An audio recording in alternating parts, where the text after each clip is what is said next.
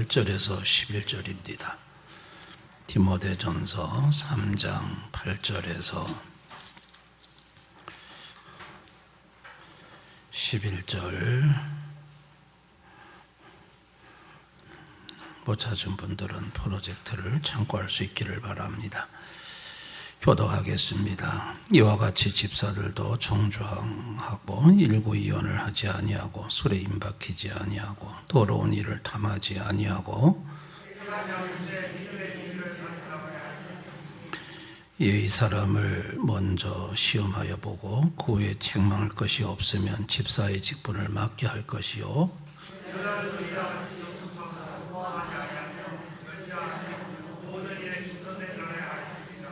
아멘. 오늘 오후에 오신 모든 분들을 환영합니다. 영상으로 함께 하시는 모든 성도님들에게도 하나님의 은혜와 축복이 함께 하시기를 원합니다. 오늘 우리가 사는 사회의 모든 문제는 말에서부터 시작됩니다. 말이 모든 문제의 화근입니다. 말이, 이 언어가. 그래서 일찍이 철학자 소크라테스는 누구에 대해 말하기 전 세 가지 체에 걸러라. 첫째는 진실한가, 둘째는 선함인가, 셋째는 꼭 필요한 말인가. 카더라가 안 됩니다. 진실한가, 이게 정말 진실한 말인가. 그리고 진실하더라도 이게 선한 말인가, 선한 말인가. 그리고 선한 말일지라도 이게 꼭 필요한 말인가. 필요치 않은 말을 할 필요는 없거든요. 이 소크라테스는 이 세 가지 체에 말을 걸러라. 그 다음에 우리나라 그 명심보감에는 입은 사람을 해치는 도끼요 말은 혀를 베는 칼이라 그랬어요. 그러니까 사람을 해치는 도끼 가지고 사람을 꽉 찍는다고 생각해보세요. 말이 그렇다는 거예요. 이 말은 도끼로 사람을 꽉 찍는 것과 같다. 그런데 말은 혀를 베는 칼이라. 이 말은 혀는 누구 혀일까요? 자기 혀예요. 상대방을 도끼로 확 찍는 말은 결국은 자기 혀도 벤다. 자기 혀를 베는 칼이 된다. 그러니까 자기를 상하게 한다는 얘기예요. 그러니까 남을 해롭게 하는 말은 결국은 자기 자신도 해를 끼친다는 얘기죠. 그래서 초대교회에서는요, 이 말을 굉장히 엄격한 기준으로 봤습니다. 특별히 일구이연, 모함하는 거, 이건 엄히 대처를 했어요.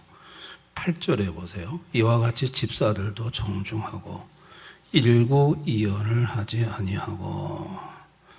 이제 집사들이 이제 가정마다 돌아다니면서 구제품을 나눠주거든요. 근데 이쪽 집에서 들은 얘기를 저쪽 집에다가 다르게 전하는 거예요. 이게 일구이연이에요. 그러면 교회는 분열이 와요.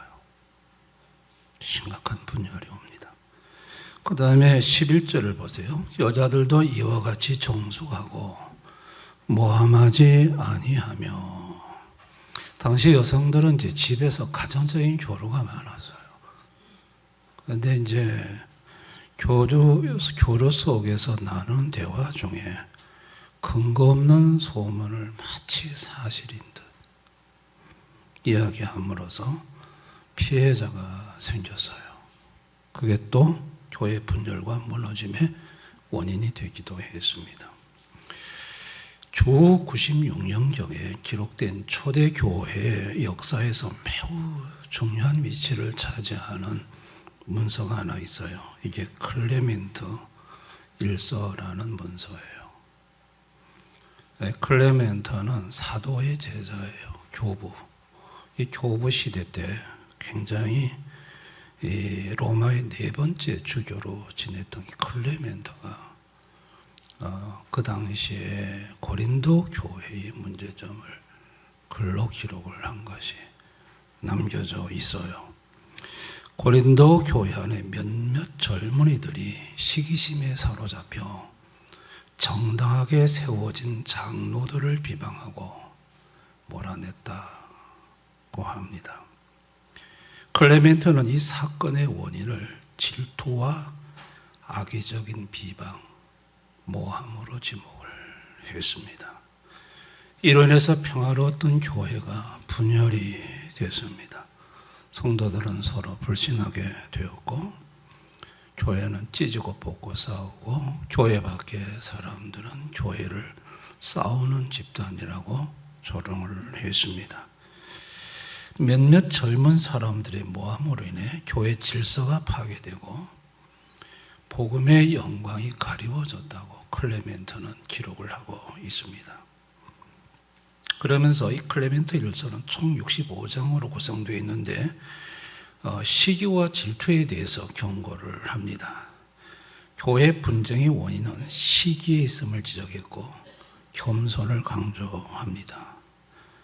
사도들이 하나님과 그리스도로부터 권위를 받아 감독과 집사를 세웠으므로 그 질서를 함부로 무너뜨려서는 안 된다고 하면서 우주의 전체 운행과 자연의 섭리를 예를 들며 하나님이 창조한 세계가 질서 속에 있듯이 교회도 군대나 신체처럼 각자의 직분대로 질서를 지켜야 함을 강조하고 있습니다.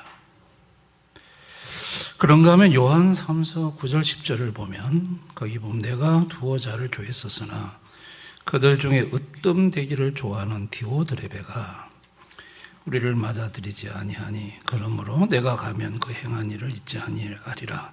그가 악한 말로 우리를 비방하고도 오히려 부족하여 형제들을 맞아들이지도 아니하고 맞아들이고자 하는 자를 금하여 교회에서 내쫓는도다. 디오드레베라는 사람, 이 사람은 악한 말로 사도들을 비방을 했습니다.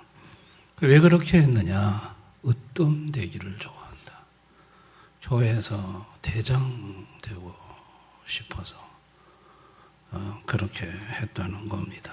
그래서 사도 요한과 그 일행을 악한 말로 비방했습니다. 그래서 자기 영향력을 확대시키기 위해서 악한 말로 교회 리더십을 모함했고 공동체의 소통 구조를 마비시켜 버렸습니다. 이게 참 무서운 것입니다. 왜 일구이언과 모함이 난무할까? 여러분, 디모데전서 3장 11절에 모함이라는 원어와 마귀란 이 원어는 같습니다. 디아볼로스, 모함도 디아볼로스고 마귀도 디아볼로스입니다. 이게 원어, 이게 똑같습니다.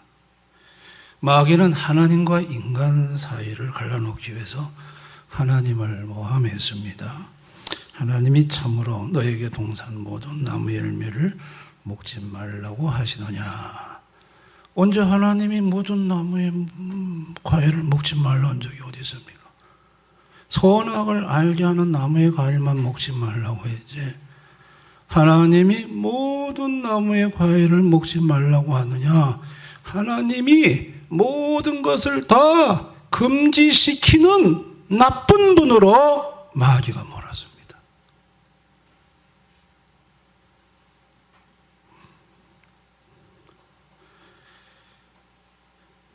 그리고 그 후에 너희가 그것을 먹는 날에는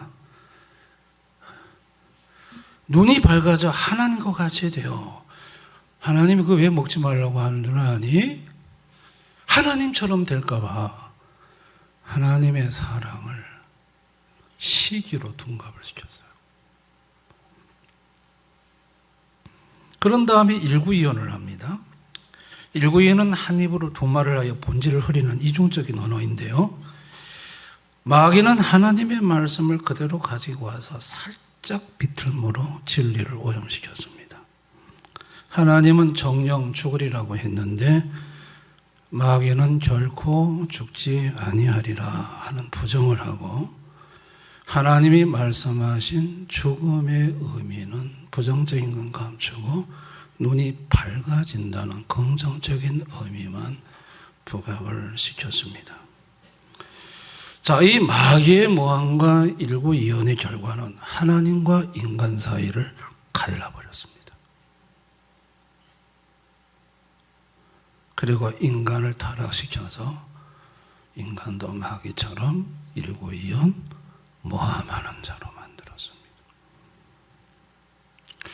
자, 그래서 아담의 경우를 보면요. 자, 이렇게 타락된 후에 그 선악을 알자는 나무를 하와가 갖다 줘서 열매를 자기가 선택해서 먹어놓고 그 책임을 하나님이 주신 이 여자 때문이다.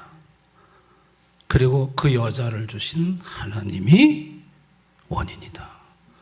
선택한 자기의 잘못은 조금도 인정하지 않고 모든 책임을 여자와 하나님에게로 돌립니다. 아주 이중적 태도를 보이는 걸 볼 수 있습니다. 그래서 이 마귀의 속성인 모함과 일구이연의 이 언어가 초대교회 안에도 나타났고 그것은 교회를 분열시켰고 무너뜨렸습니다. 그래서 이 초대교회에서는 이것을 막고자 여러 가지 실제적인 방안을 세우기도 했습니다. 자, 디모데전서 3장 10절을 보세요. 이에 이 사람들을 먼저 시험하여 보고 그 후에 책망할 것이 없으면 집사의 직분을 맡게 할 것이요. 자, 직분을 맡기기 전에 시험을 먼저 하게 되었습니다. 그 사람이 공적인 자리와 사적인 자리에서 일관된 언어를 사용하는지 교회 성도들이 지켜봤습니다. 유리할 때와 불리할 때 말을 바꾸는지 남의 이야기를 옮기는 습관이 있는지 이거를 초대교회는 지켜봤습니다. 그리고 방문할 때 2명 이상이 짝을 지어서 방문을 하게 했습니다. 그래서 가정의 비밀을 알게 되면 한 사람 같으면 그걸 얼마든지 왜곡해서 말할 수 있는데 두 사람 같으면은 두 사람이 봤으니까 왜곡이 안 되도록 그 말이 모함이 안 되도록 그렇게 근원적인 조처를 초대교회는 취했습니다. 그럼에도 불구하고 반복적으로 이간질을 하거나 모함하는 자에게는 강력한 공고를 했고 돌이키지 않을 경우에는 성찬 참여를 금지하거나 출교를 시켰습니다. 그래서 교회에서 내쫓아버렸습니다. 이 말을 잘못하는 자들을 교회는 용납하지 않았습니다.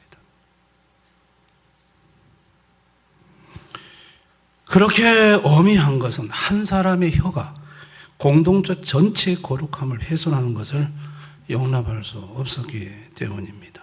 그래서 이런 엄한 조처가 다른 성도들에게 언어 생활에 거룩한 두려움을 심어 주었습니다. 그러나 이것은 근본적인 해결책은 아닙니다. 예수님은 일구이연과 모함에 대한 근본적인 해결을 하셨는데 그 해결 방법은 수선이 아닌 수술이었습니다. 그게 에스겔 36장 26절. 다 같이 한번 읽어볼까요? 또 새 영을 너희 속에 두고 새 마음을 너희에게 주되 너희 육신에서 굳은 마음을 제거하고 부드러운 마음을 줄 것이요. 굳은 마음, 일구이연하는 마음, 모함하는 마음, 이걸 이제 굳은 마음.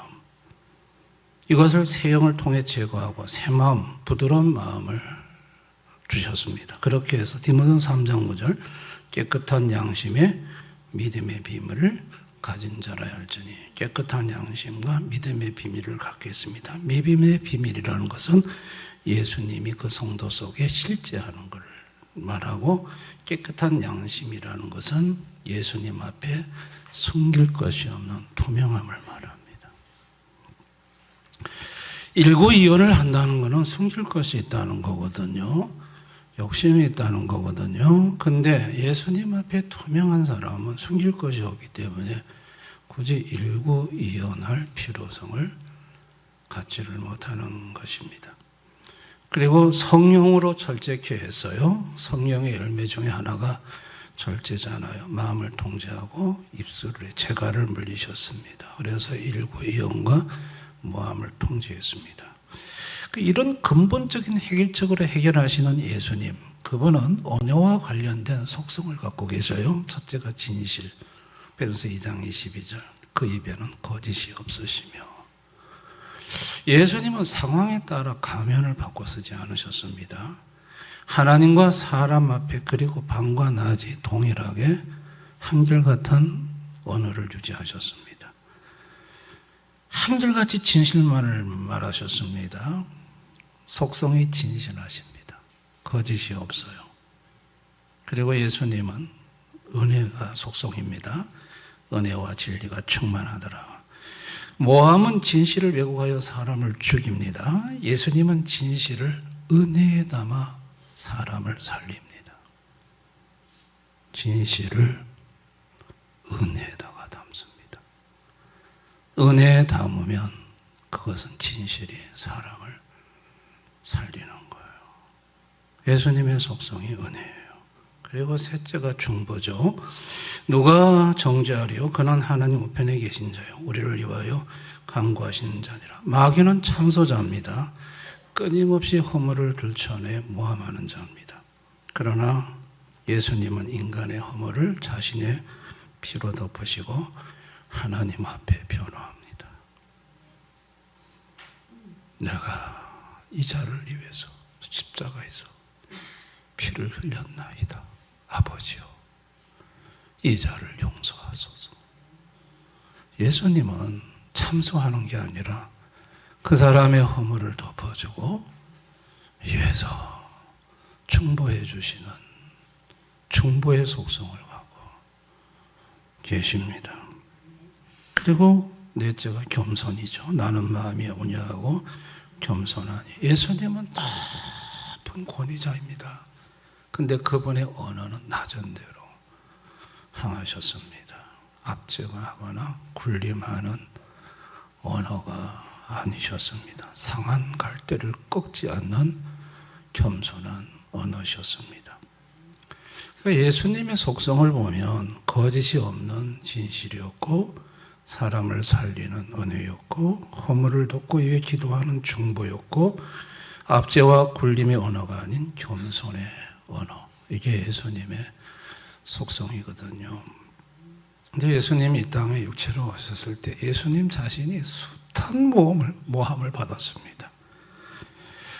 많은 사람이 예수님 따르니까 당시 기독권층들이 예수님 시기했습니다. 그래가지고 모함을 했는데, 모함의 목적은 예수님 깎아내리는 겁니다. 인격을 땅바닥에 추락시키는 겁니다. 인격과 신격을 바닥으로 떨어뜨리는 겁니다. 그래서 마태복음 12장 24절, 예수님이 귀신 내쫓고 병 고치자 그들은 뭐라고 모함을 했냐면 바알세불의 힘으로 쫓아냈다. 마귀의 악마의 힘으로 쫓아냈다. 예수님을 모함했습니다. 마태복음 11장 19절, 보라, 목기를 탐하고 포도주를 즐기는 사람이요 세리와 죄인이 친구로다 라고 하면서 방탕의 프레임을 뒤집어 씌웠습니다. 자, 예수님 어떤 분인 줄 아니? 그 사람 포도주 즐기고 먹기 좋아하고 죄인과 세리의 친구야.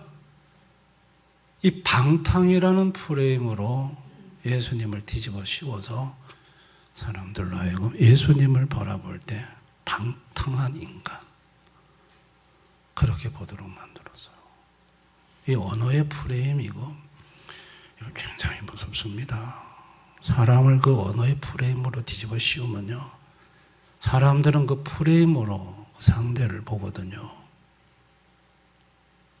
예수님은 그 일을 당하셨거든요. 일구이연의 공격도 끊이지 않았죠. 마태복음 22장 16절, 세금 문제를 갖고 나와서 선생님이여, 우리가 아노니 당신은 참되시고 아무도 끓이는 일이 없으시니. 이거는 얼마나 사탕 발린 말 참되십니다. 막 꺼리끼는 일이 없으신 분입니다. 존경합니다. 해놓고 질문은 딱 던지는데 죽이는 올무를 구하는 거라습니다.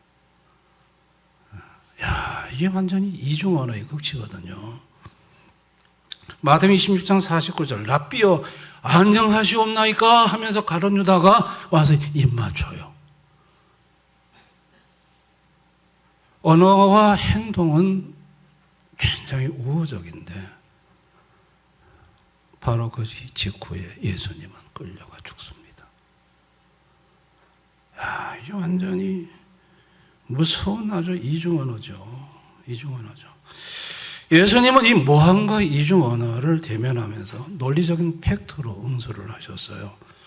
바알세불의 모함에 대해서는 집이 스스로 분쟁하며 설 수 없다는 논리로 모함의 모선을 드러내셨어요.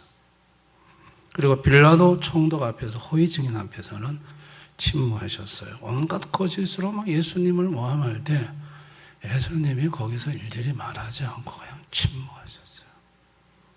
대답하지 않으셨어요. 침묵은 무능이 아닌 거짓에 휘둘리지 않는 절대적 품격입니다. 침묵, 무능이 아닙니다. 침묵한다는 것은 그것은 거짓에 휘둘리지 않는 절대적 품격입니다. 그런가 하면 모함의 결과로 십자가의 죽음을 당하게 되었을 때 저주 대신 저들의 죄를 사하여 달라는 용서의 기도를 하셨어요. 모함의 언어를 용서의 언어로 덮으셨어요. 예수님은 죄로 타락한 인생들의 입술에 있는 모함과 이중 언어의 죄악을 지시고 십자가에서 대신 그 죄값을 지불해 주셨습니다. 그리고 죄를 사하고 성령을 보내어 그 마음을 바꾸시고 마음을 바꾸심으로 언어를 바꾸셨습니다. 직분이라는 게 뭘까요? 직분이란 사탄의 입술이 아닌 예수님의 입술이 되는 것입니다. 직분이란 예수의 성품을 언어라는 그릇으로 담아내는 자리입니다. 직분은 예수님과 성도를 잇는 다리 역할을 하는 자리입니다. 직분은 내 명예를 높이는 자리가 아닌 내 입술과 삶을 제물로 드려 교회의 화평을 사수하는 파수꾼의 자리입니다. 직분은 상황에 따라 말을 비틀지 아니하고 하나님 앞에서 가진 한 마음을 사람 앞에서 그대로 유지하는 자리입니다. 직분은 살리는 은혜를 유통하는 자리입니다. 직분은 비방할 거리를 발견했을 때 입을 여는 것이 아니라 하나님 앞에 무릎을 꿇고 중보하는 예수님의 역할을 대신하는 자리입니다. 직분은 말을 잘하는 자리가 아니라 말을 책임지는 자리입니다.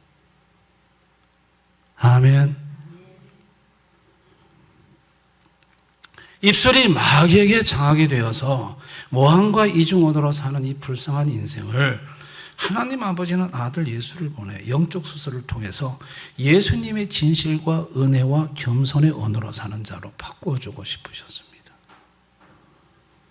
만약 하나님 아버지가 아들 예수를 보내지 않으셨다면 그 입술은 계속해서 모함과 이중언어의 삶을 살게 되었을 것입니다.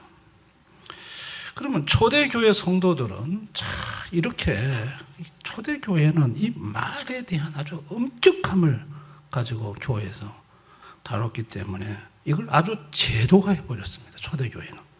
그래서 3세기 초 히플리투스의 기록에 의하면 교회는 직분자를 세우기 전에 그가 이간질하는 자인지 말이 많은 자인지를 엄격히 심사했고 일구이연이나 모함을 일삼는 자는 아예 직분을 맡을 수 없는 제도를 만들어 정착시켰다고 했습니다.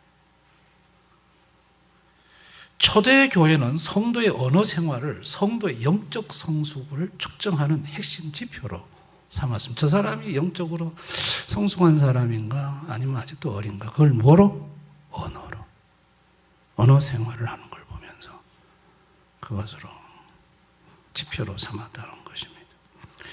순교자 유스틴이 남긴 기록을 살펴보면요, 이렇게 초대교회가 이게 언어 생활에 대변화가 일어나기 시작을 했는데, 서로 중화하고 비방하는 언어가 이제 원수를 위해 기도하는 언어, 또 모함하는 자들을 설득하여 함께 복을 받게 하는 공동체로 바뀌기 시작을 했다고 합니다. 그리고 교회 전체 분위기가 이렇게 교회가 언어를 막 굉장히 아주 칼같이 다루니까 이제 보복의 언어가 축복의 언어, 모함에서 중보의 체질 개선이 일어났고, 그리고 일구이연하지 아니하고 진실한 언어를 하는 초대교회 성도들에게 강력한 경제적 영적 네트워크가 형성이 될 수가 있었다고 합니다.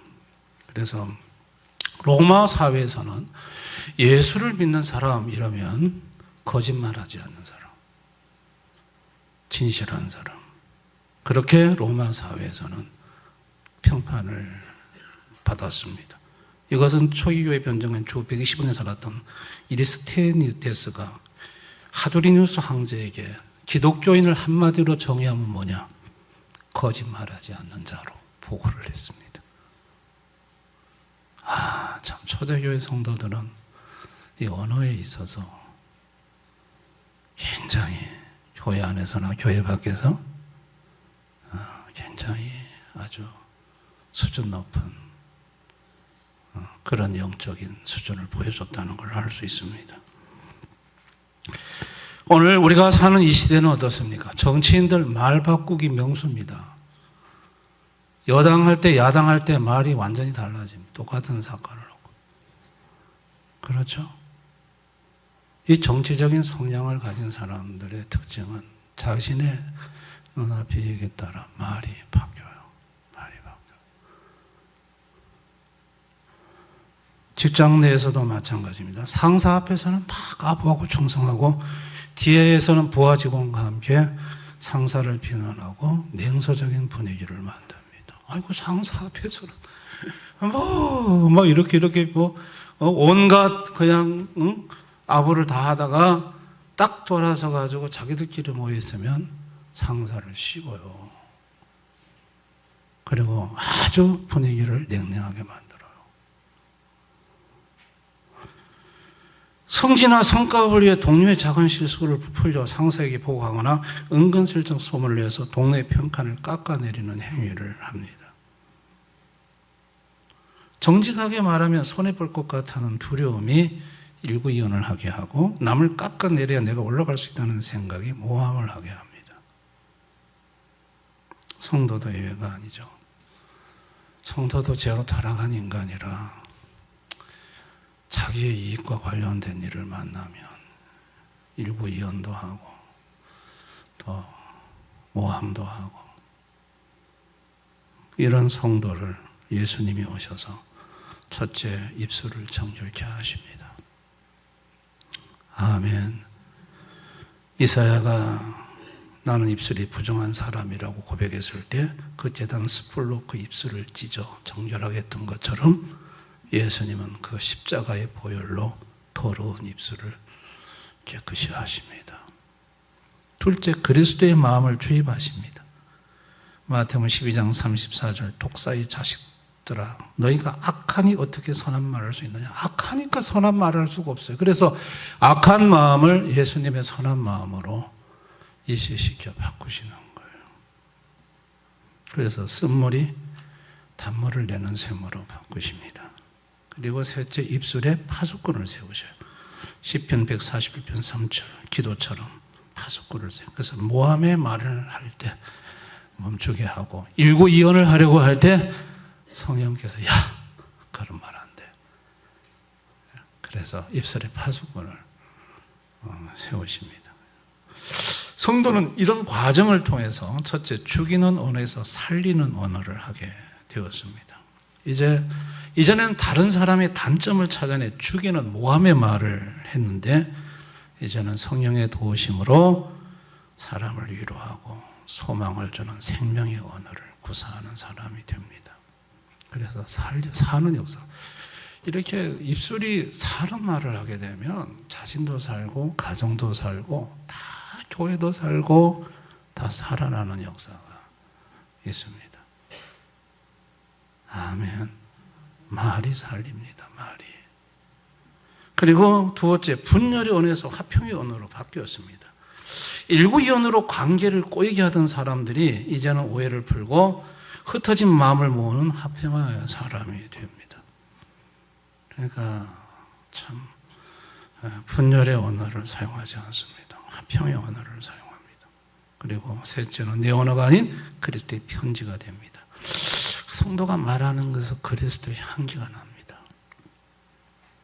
이 사람은 뭔가 좀 다르다, 그런 생각이 듭니다. 여러분, 나는 지금까지 어떤 언어를 사용하며 살아왔는가? 이중 언어인가 모함의 언어인가?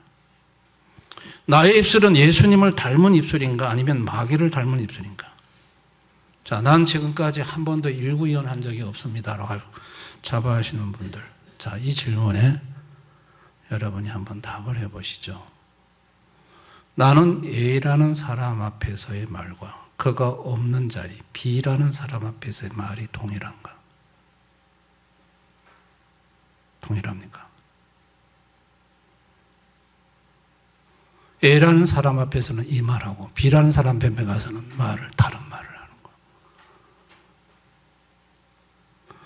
나는 나에게 이익이 될 때와 손해가 될 때 한결같은 사실을 말하고 있는가? 나한테 이제 이익이 되면 또 이익이 안 되면 말을 살짝 바꿔서 말을.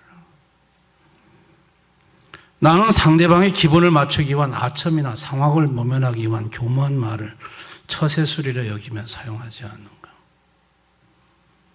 나는 가볍게 내뱉는 약속을 상황이 바뀌었다는 핑계로 쉽게 번복하고 있지는 않은가? 말을 쉽게 번복을 해요. 나의 입이 모함의 입술이 아닌가? 자, 나는 지금까지 한 번도 모함한 적이 없습니다 하시는 분들, 자, 이 질문에 한번 점검해 보시죠. 나는 타인의 허물을 알게 되었을 때 그것을 기도 제목으로 삼는가 아니면 대화의 소재로 삼는가?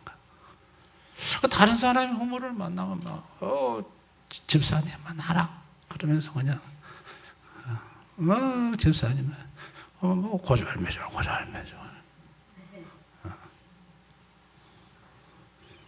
나는 사실 팩트라는 이름 뒤에 숨어서 누군가를 비난하거나 깎아내리고 있지는 않은가? 팩트가 이거야 이러면서 그걸 비난하고 깎아내는, 예수님은 팩트를 은혜의 그릇에 담았어요. 근데 은혜의 그릇에 담지 않고 상대방을 깎아내리는, 이게 모함이거든요. 누군가 칭찬을 받을 때 나는 그 사람의 보이지 않는 단점을 굳이 언급하여 그 칭찬을 상쇄시키려고 하지 않은가? 다른 사람 칭찬 받으면 은근하게 단점을 추원해가지고 그냥 그걸 칭찬, 좋은 점을 그냥 깎아내버리는 거예요. 나의 말이 지나간 자리에 화해와 연합이 일어나는가 아니면 오해와 분열이 일어나는가? 내가 말하고 나면 화해와 연합이 아니라 자꾸 오해와 분열이 막 일어나. 자, 지금 제가 여러분한테 던진 질문들이 나에게 해당되는 것이 있다면 내 입술의 말은 일구이언이나 모함과 관련된 입술이었다는 것을 우리는 인정을 해야 합니다. 그럼 어떻게 해야 될까요? 내가 결단해야 될 게 뭘까요? 첫째, 하나의 마음으로 말하기. 하나님 앞에서 가진 한 마음을 사람 앞에서 그대로 얘기해야 됩니다. 아멘. 하나님 앞에서 한 마음, 그걸 사람 앞에서도 똑같이 얘기를 해야지. 하나님 앞에서 가졌던 마음과 사람 앞에서 다른 마음으로 얘기하면 안 됩니다. 둘째, 비방의 칼을 내놓고 도구의 기도를 하기로 결단합시다. 그러니까 타인의 허물을 보았을 때 그것을 옮기는 비방자가 되지 말고 그 허물을 가지고 기도해야죠. 아멘.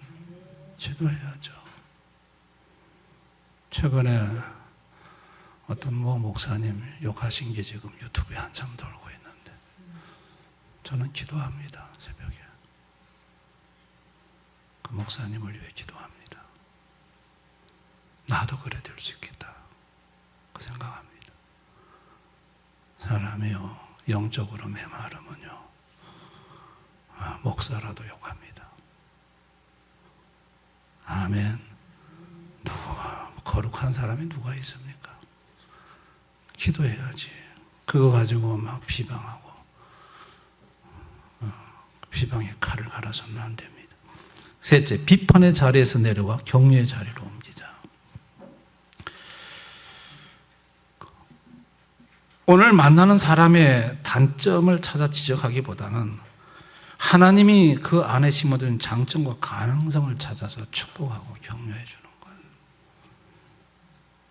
한번 그래 볼 수 있기를 바랍니다. 좋은 점을 찾아가지고 인정해주고 격려해주고 한번 그래 보시기를 바라요. 넷째, 내 입술의 파수꾼을 성령님에게 맡기자는 거예요. 내 혀를 내 의지로 길들일 수가 없습니다. 주님, 나의 혀의 주권을 포기합니다. 성령님, 내 입술에 파수꾼을 세워주십시오. 하나님의 영광을 가리는 말은 막아주시고 은혜를 끼치는 말만 나가게 해 주옵소서. 기도해야 될 줄 믿습니다. 다섯째, 침묵의 가치를 지키기로 결단하자. 성경은 말이 많으면 허물을 면치 어렵다고 했어요. 주님, 꼭 필요하지 않는 말이라면 침묵하는 법을 배우겠습니다. 인간의 말을 줄이고 하나님의 음성을 듣는 시간을 더 늘리겠습니다. 그리고 누군가에 대한 부정적인 이야기가 오가는 자리에 있을 때 동조하지 않고 조용히 자리를 피하거나 화제를 돌리십시다. 아멘. 김영석 교수님이 내가 100살을 살아봤으니 하면서 말씀하신, 여러분도 아마 들어보신 분 계실 겁니다. 다른 사람이 부정적인 언어를 나한테 하는 거는 그 사람 속에 있는 쓰레기를 나한테 갖다가 붓는 거라고 말씀하셨습니다. 그러니까 그 사람 속에 있는 온갖 쓰레기 있잖아요. 나 원망, 불평. 이 쓰레기를 막 갖다가 붓는다는 거예요. 근데 그 쓰레기의 말을 듣고 나면 여러분의 몸이 제일 먼저 반응을 할 거라는 거예요. 몸이 안 좋대요. 그 쓰레기를 잔뜩 몸이 안 좋아. 이미 이 몸이 제일 먼저 느낀대요. 근데 왜 다른 사람의 쓰레기를, 그 사람은 쓰레기를 쏟아내 놓으니까 속이 시원할지 모르지만 그 쓰레기를 받는 사람은 몸이 안 좋다는 거예요. 건강이 안 좋다는 거예요. 그래서 제일 먼저 몸이 찌부둥하대요. 그래서 쓰레기가 쏟아질 때는 그 김영석 교수님은 단칼에 거절하라 하더라고요. 정이 아니래요. 정보다 더 중요한 거는 자기를 보호하는 거래요. 그 쓰레기 말이 나를 상하게 한다는 거예요. 나를 병들게 하고. 그러니까 정이라는 이름으로 들어주는 거는 나를 해야 하는 거라는 거예요. 그래서 정보다 더 중요한 거는 나를 지키는 거라는 거예요. 아멘. 나 그 어르신의 말이 굉장히 저는 참 공감이 됐어요. 100세를 넘게 사시니까 삶의 지혜가 있으시더라고요. 여러분, 남들이 쓰레기를 말하면 그냥 그 자리에서 죄송합니다. 여기까지만 듣겠습니다. 더 이상 말하지 말고 딱 그냥 그 쓰레기를 더 이상 나한테 쏟아대지 못하도록 그렇게 하실 수 있기를 바랍니다. 아멘. 그 쓰레기를 왜 내가 자꾸 들어야 돼요? 특별히 교회 안에서도 쓰레기가 많거든요. 그 쓰레기를 내가 받으면요, 내 영이 죽어요. 내가 죽고. 누가 손해요? 내가 손해죠. 특별히 자식들한테 이 쓰레기 쏟아내지 마시길 바라요. 이 부모님들이 조심해야 될 거는 자식들 앞에 원망불평하는 거예요. 이거는 자식들의 가슴에, 영혼에 쓰레기를 쏟아내는 거예요. 그 자식은 죽어갑니다. 영혼이 죽어갑니다. 아멘. 내 소중한 자식들에게 가장 좋은 말만 듣게 해야지. 왜 자식들한테 쓰레기를 쏟아붓습니까? 참 조심하셔야 돼요. 여러분들 언어를 좋은 말만 하십시다. 아멘. 쓰레기. 이게 명심보감에 입은 사람을 해치는 독교, 말은 혀를 베는 가리라. 여러분 결국은요, 안 좋은 말을 계속하면, 쓰레기를 자꾸 쏟아내면 가장 큰 피해는 누가 보느냐? 자기 자신입니다. 그 말을 하는 사람이 결국은 큰 피해를 봅니다. 아멘. 근데 우리가 이런 말을 다 버리고 은혜로 입술을 바꿀 때, 첫째는 살아나는 역사. 다 정말 말이 살립니다. 교회를 살립니다. 다 살립니다. 아멘. 에너지가 막 들어옵니다. 이 말이 사람의 에너지를 갉아먹어요.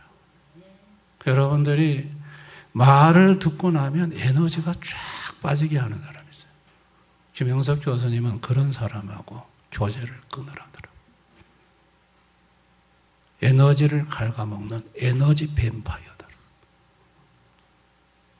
말로 사람의 에너지를 쫙 빨아먹는다는 거예요. 여러분 지금 만나서 대화 나누고 나면 살리는 게 아니라 여러분을 죽이는, 여러분의 영적 에너지를 쫙 빨아들이는 그런 말들 있지 않습니까? 여러분, 살리는 말은 살리지만 죽이는 말은 죽입니다.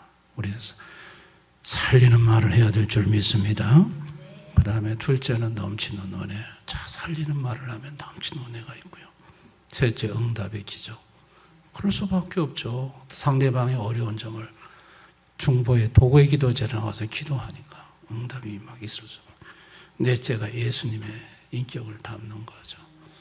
결국은 이 언어 생활의 영적 성숙도가 결정됩니다.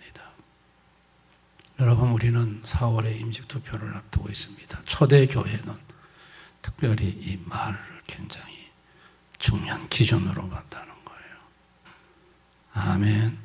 이중 언어, 모함하는 말, 이런 말 하지 맙시다. 우리 자녀들에게도 좋은 말만 합시다. 성도들 간의 모임이 있을 때 부정적인 말 하지 맙시다. 그런 말 하지 말고 대신 기도합시다. 아멘. 기도하셔야 됩니다. 기도하셔야 됩니다. 이 비방하는 말, 부정적인 하는 말, 여러분 죄송하지만 멀리 하십시오. 뭐 딱 잘라서 멀리, 한 달에 4번 만날 거 1번으로 줄입시오.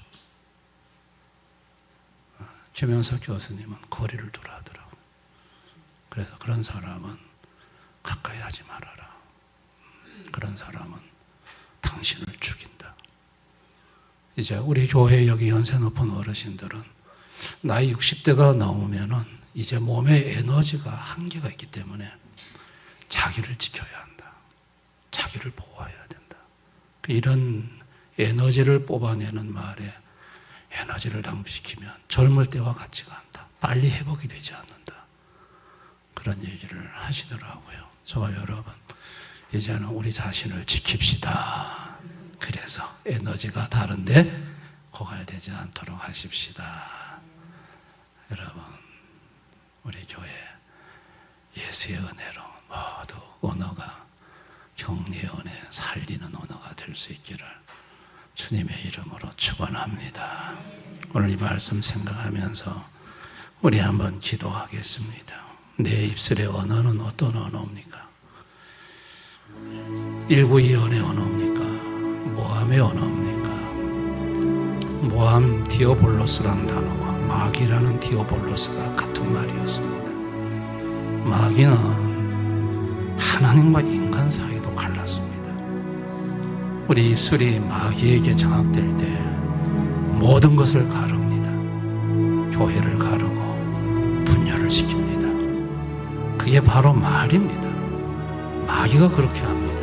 일구이언의 말, 모함하는 말을 통해서 교회를 나눕니다. 분열시킵니다. 우리는 여기에 이용당하지 않아야 됩니다.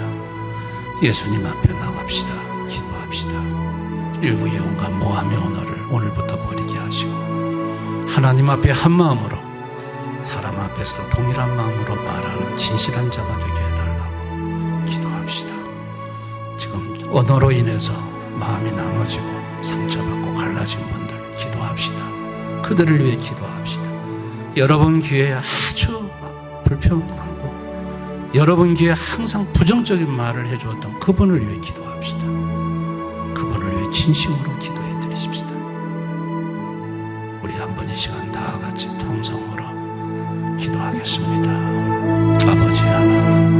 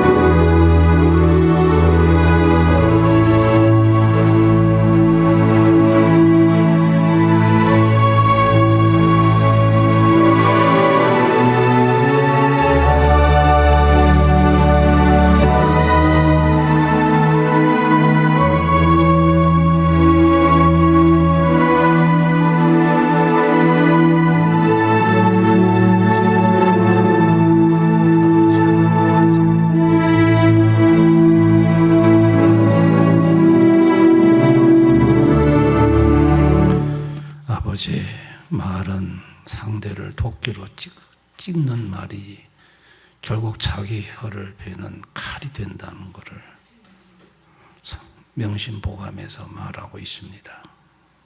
주님, 우리가 참으로 이 혀를 마귀에게 내어줘 일구이언과 모함의 말을 쏟아내지 않도록 주님 도와주시기를 원합니다.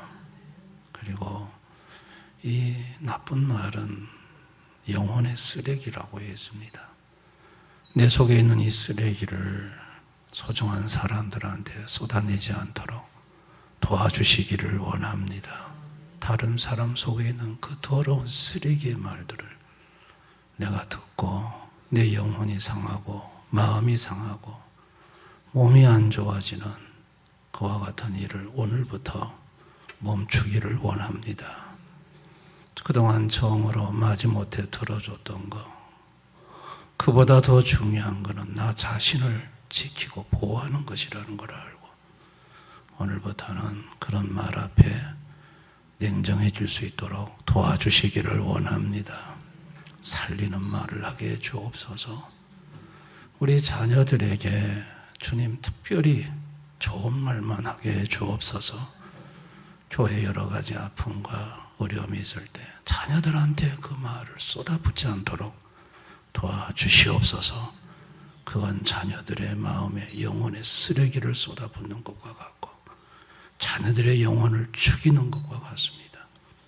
우리가 그와 같은 죄악을 범하지 않도록, 우리 자녀를 해롭게 하지 않도록 우리 입술을 지킬 수 있게 해주시기를 원합니다. 하나님, 사울의 장로, 권사, 집사를 세우려고 합니다. 초대교회는 이 입술의 말을 엄한 잣대로 엄격히 재보았습니다. 이간하는 말, 모함하는 말, 일구이연의 말하는 자들은 세우지 않았습니다. 하나님, 우리 교회 정말 입술이 정결한 자들을 세워주시기를 원합니다. 아버지, 감사드립니다. 예수님 이름으로 기도드리옵나이다. 아멘.